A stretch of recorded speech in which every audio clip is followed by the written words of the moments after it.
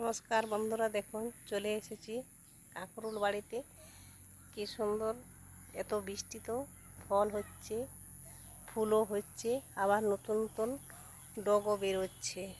দেখুন, এখন তো মনে হচ্ছে সব চাষের চেয়ে কাঁকরোল চাষ অনেক বৃষ্টি, মাটি ভিজা জায়গা হলেও গাছ ঠিকঠাকভাবে থাকে, কিন্তু অন্যান্য গাছ অতিরিক্ত বৃষ্টি বা ভিজা মাটি হলে গাছ মরে যায়।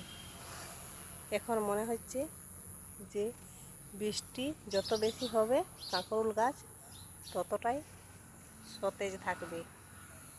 নমস্কার বন্ধুরা, দেখো, যদি কাঁকরোল চাষ সম্বন্ধে ভালো লেগে থাকে তাহলে চ্যানেলটাকে সাবস্ক্রাইব করবেন, কমেন্ট করবেন, ফলো করবেন।